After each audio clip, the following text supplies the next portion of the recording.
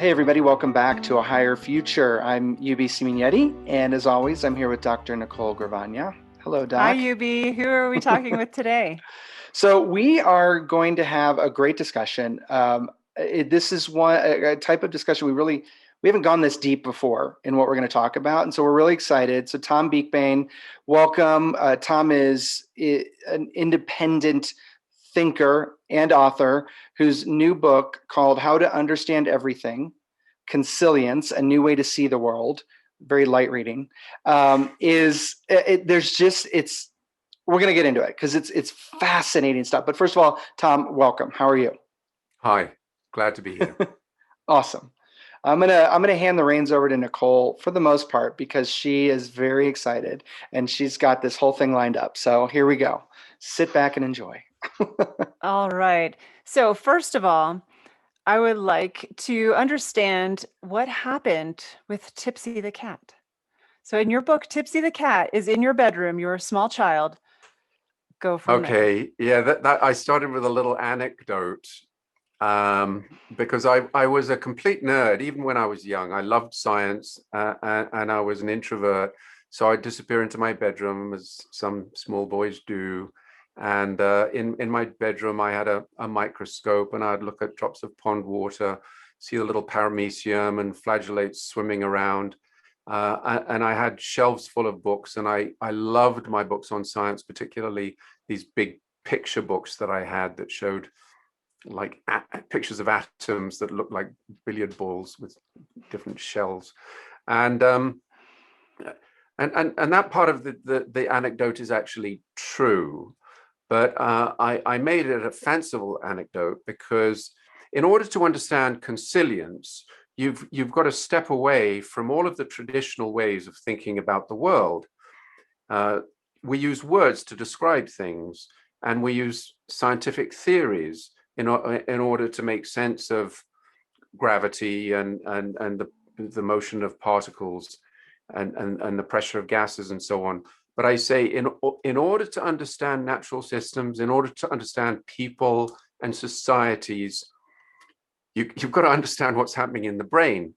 And strange as it seems, the brain doesn't operate using information and words.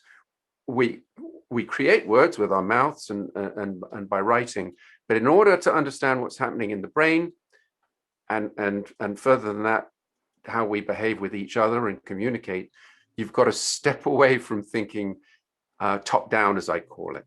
Does that make sense? And so in order to understand the world, you've got to cut everything apart into its constituent little pieces. And so that's why I got my scissors out and cut Tipsy into a paste-like nothingness along with the curtains and the books. And a lot of people have expressed extreme disquiet about the fate of Tipsy, but in actual fact, Tipsy and I were very good friends. No cats were hurt in the writing of this book, from what I understand. It is simply a metaphor for how to understand what you're talking about here, correct? That's right. Yeah. All right. So one of the things that I'd love to have some fun with, and I hope your game, is in terms of understanding what we think about every day. So UB and I, we think about the hiring process, but really what we get into is just how hard a problem evaluating another person really is. And it's something that we talk about on this podcast sometimes, and we definitely talk about it in the office, and we think about, oh, we're going to do an interview process, we'll find the best person and we'll hire them, and it's done. But the process of evaluating another person is very challenging for a bunch of different reasons. And so although you are not an expert in hiring, I would like to bounce off of you the things that we think about in terms of consilience and in terms of the things that you came up with in your book. So here we go. One of the things that a lot of your book is devoted to is tribalism. And I suspect that this comes up quite a bit in our challenges with evaluating people. And so what does it mean in the book, and how do you think that it has an effect on the way that people evaluate others? I'm going to start out by going really deep on this right away. Okay. the traditional way that people think of the human mind is that it's something that evolved quite recently, in the last 2 or 3 million years. But the more we understand about genetics and the way genes are expressed, the more it's become clear that the brain of humans operates essentially similarly to the brains of other animals. And so the idea that the human brain operates using logic and reason and words doesn't actually hold true with the biology. And why this is important is because, like from the get-go, like from 600 million years ago or more, the purpose of neural systems is for the animal to move very quickly, either away from something that is threatening or towards something that it might eat or like. And the human brain actually operates using that same basic mechanism. Mm-hmm. And that's the reason, we make instant judgments about everything. Is this person with me or are they against me? Is this something I like or dislike? Yes or no, or left wing or right wing, or whatever it is. And so we're never going to get away from that, because that's simply how our brain works.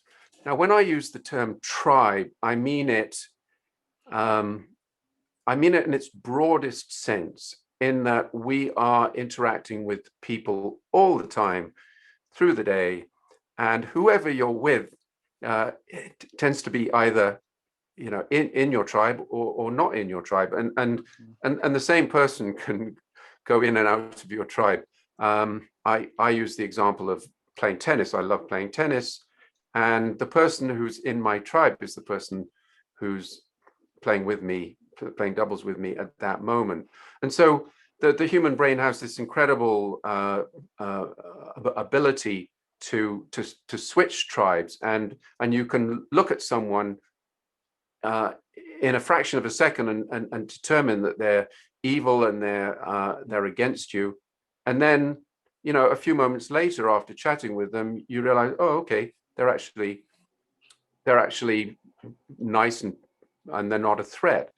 And so, when you're in a situation, I suppose, like hiring or interacting with anyone, my whole idea is that you've got to learn to see beyond your instant reactions. And that's very difficult to do. And I suppose that's what your technologies help with. Yeah, I mean, the challenge here is that it is, if you've never met someone from a different group that maybe has a different background, it's almost impossible to evaluate whether or not that background is useful in your context, and so it becomes really difficult to do anything more than in my tribe or not in my tribe, and that tends to be the only evaluation that we get through. Thank you for taking that back to the science. That is, I'm sure, helpful for a lot of people to think through. Another piece I'd like to ask you about is about formal education or traditional education, and how this might show up in the evaluation of others, especially in the hiring process. Okay, you're talking to someone who is very divided about education, because I love academics. I love reading their books. I'm deeply respectful of what academia does. At the same time, I've been running companies for 35, 40 years, and I found, paradoxically, that very often when I'm hiring for a marketing position, the more educated someone is, the harder it is to deal with them. They become arrogant and unemployable. And so in many regards, I prefer hiring someone for marketing positions who isn't classically educated, but they are extremely inquisitive, and they have all the characteristics of someone who wants to work with people and get things done and can take criticism and enjoys doing what they do. So yeah, so just because someone has a PhD, Nicole, doesn't mean to say let's do the job. Having said that, having a PhD shows that you can think and you can write and you can converse and you can work with people. So some of us, not all of us. See, this plays well in my favor because I had a biology degree for a bachelor's in science and biology, and that was it. And I didn't want to go to any more school. And here I am, the chief marketing officer of Interview IA. No classical training in any of this, right? It's mostly experiential and the different pathways that somehow led me here. Yeah. Can I make the observation that it's been interesting seeing the types of people that have really appreciated reading my book, because my book doesn't fit into any of the existing silos. It smashes the divisions between silos, and that's very deliberate on my part, because I don't believe that history is separate from geography, is separate from physics, is separate from biology. When you're running a marketing company and you're dealing with all of these different companies, all of the different realms, artistic and musical and literary and managerial and analytical and program, they all have to fit together. And so the people that have really found my book valuable have been folk who have an open mind and are lifelong learners, because they don't respect those barriers either. I can't say that my book is ever going to be accepted in academic circles, because it's critical of it's critical of the academic institutions, and it's also critical of what it's doing to our young children and not so young children right now. And so I doubt that I'm going to get accolades from any but the most free-thinking academics. It must be interesting to get feedback from your readers, because you do cover so much ground in terms of everything from business, deep science. You bring in quite a few chapters of deep science. You get into sociology, you get into history, and so there's quite a bit of something for everyone. It makes me think of that game Trivial Pursuit, in that you have to be a little bit good at all the things to win, because you have to get the pie in every different category. And so my guess is that you have some pretty interesting conversations with readers. Do you have any that you could share? Yeah, I do. I mean, what I find quite interesting is that readers find different parts of the book resonant. So some people say they're not interested in the marketing and business parts. Other people say they found the science heavy going. Some people say they find the religion and the sociology and the history not terribly interesting. But I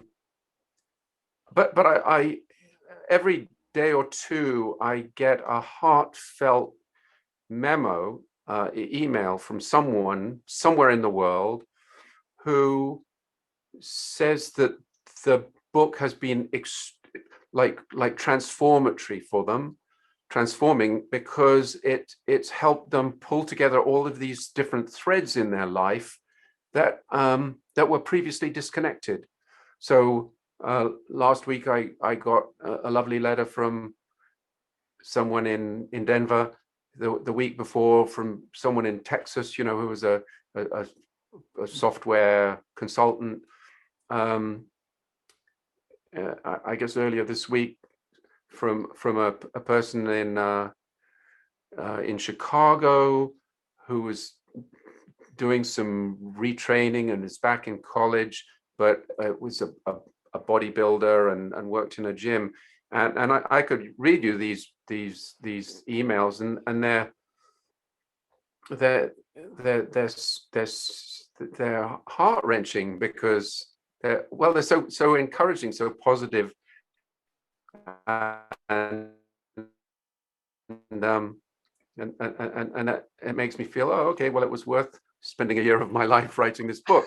On the other hand, I've sent the book to various academics, and I can't get them to even read the opening paragraphs. Yeah, it was a fascinating thing for me to read through it. As you know, I've spent time in academic research. I'm a neuroscientist. I worked in venture capital. I've started my own businesses. I now work in software development.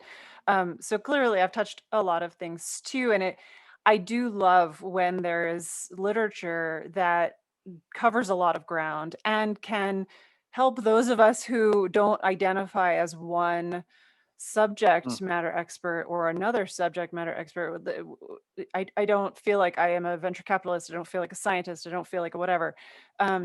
It it does feel nice that there is a place for people who can, you know, talk about lots of things. And I suppose that brings us back to the tribalism again. It's like, Yeah. oh, Can I just ask, belonging. Nicole, because you know, I've scoped you out on LinkedIn, and you have a very diverse background.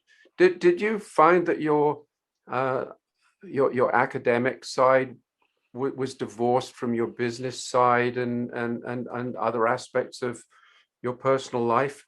Have you found that there were disconnections that you're wanting to get to When eliminate? when I left academic research and found myself in business, it was like growing a third arm, and I Mm, didn't know what to do with it. It was like a weird arm that now had functions that I couldn't control, and I of course couldn't stop thinking like a scientist because it was what I was trained to do for so long, and I still do. Everything I do, I think like a scientist, but with in now any field. And so that has been an interesting way to bring value to different people. It has been a challenge though to get hired. Ended up spending a lot of time in entrepreneurship, building my own businesses because of the bias of, you know, if you have this degree, you must be this kind of person, and we don't know what to do with you here, and therefore, you know, we can't make sense of you. And so um, I, I think academia doesn't do people favors for all kinds of reasons. It's interesting that, you know, with this degree, now have a stamp on me that people expect certain things or expect me to not be capable of certain things because of it. mhm. I think that brings up an interesting conversation we'd had about intelligence. I mean, as it relates to hiring, what are your thoughts on that, Tom, as far as how we use that, eh, and maybe erroneously as it relates to hiring? Yeah. Well, I have a chapter towards the end of the book called "Good Morning and Mean It," and what it's about is how I believe the education system hasn't. And when I say educational system, I'm talking about sort of secondary and tertiary, like, you know, late teens and university education. And I'm generalizing horribly here, because obviously they're different institutions and different courses, different professors, and some of them do an astonishing job. But I believe that academia, broadly speaking, hasn't been doing a very good job, because because we haven't understood how the brain works. It's as simple as that. And if you imagine that the brain is like a computer that processes information, and you've got to shovel all this information into a person's head in order to civilize them and sort of help them operate and navigate through life, it doesn't actually help. It doesn't work. It teaches them, well, it doesn't teach them any useful skills, I guess, apart from memorizing stuff, which doesn't really come in it's not much use these I days. guess it teaches them you think that they're not civilized unless they have this information. Yeah. And so good morning and mean it is all about how for older kids, they should be taught skills, and they should be taught just this one thing, which is how to get up in the morning and say good morning and mean it. Because in order to get up and say good morning and mean it, you've got to feel good, you've got to feel confident, you've got to be able to communicate, you've got to be able to understand what people are saying around you. And when you say good morning, I mean, there are lots of different ways of saying it. And if you can say it in a way that people know that you're feeling confident and that you have skills to navigate through life, and that you might get beaten up every now and again, but that shouldn't worry you. And so anyway, going back to the intelligence thing and IQ, if you imagine that the brain is like a computer, sort of a modular device that processes information, IQ would be a reasonable proxy for how effective you are going to be as a person and an adult and an employee. And I believe that we are so much more complicated than that. In fact, that whole metaphor of how our brains work, and I don't even like talking about a brain as a separate organ, because that's misleading. So IQ it's a horrible idea in my view. And in another 50 or 100 years, we're going to look back and we're going to think of it like phrenology, which is like evaluating bumps on your head, as being a measure of your personality traits. It does so many people a disservice, particularly people who are good with their hands and making things and drawing things and painting and being creative. I mean, you can't test those things with an IQ test. So anyway, simple answer. They're awful. They're awful. Well, it's interesting because it has me, because we talk about the bias code, and we talk about how our brains, how we essentially through our experiences and the things that we shove into our brains, from textbooks or just through our senses, sort of codes into us and creates our biases. But this is such an eye-opening perspective, because you're right. We're not computers. Computers, you code and then they act upon that code, right? So it's like you're creating directives.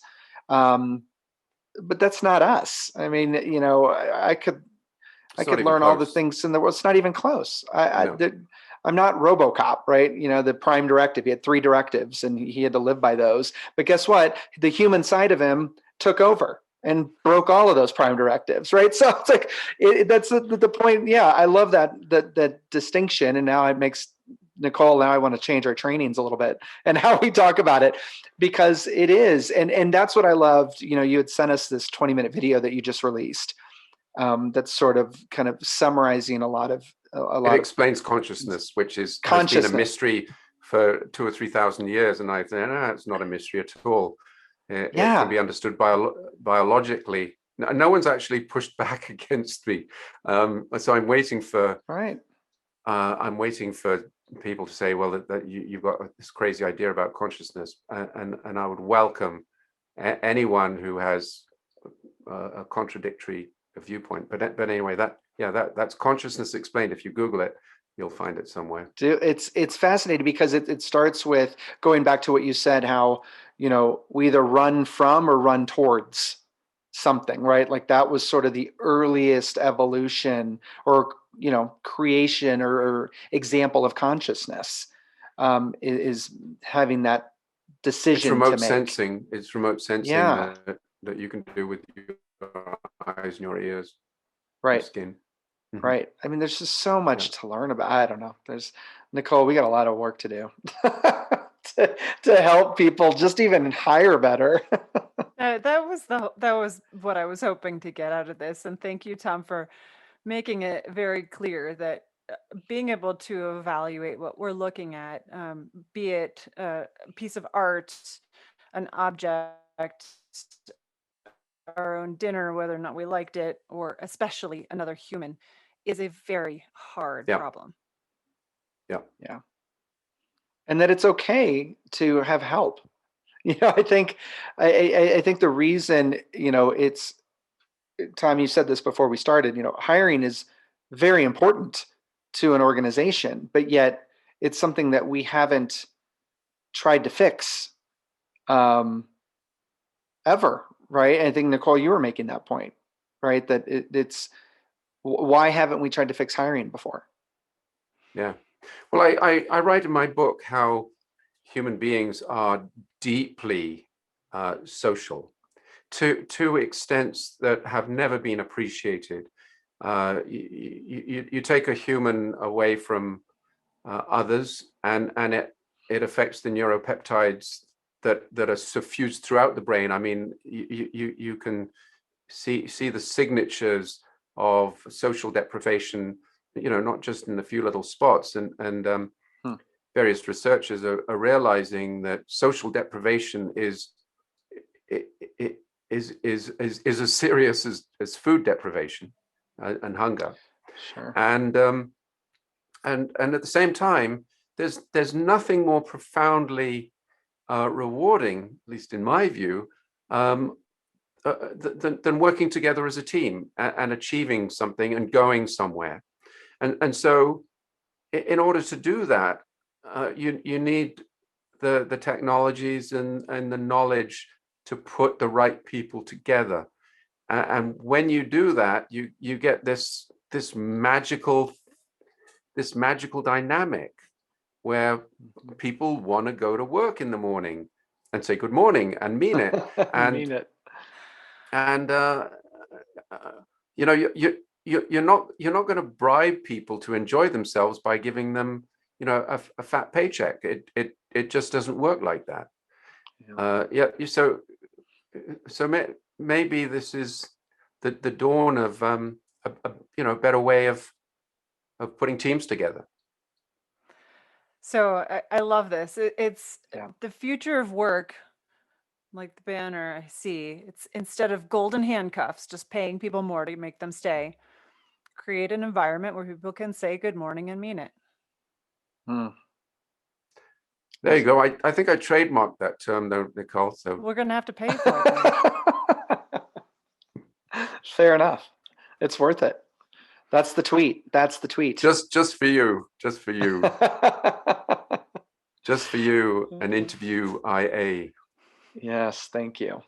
Well, Tom, this has been so enlightening. Thank you for this conversation. Thank you for the information.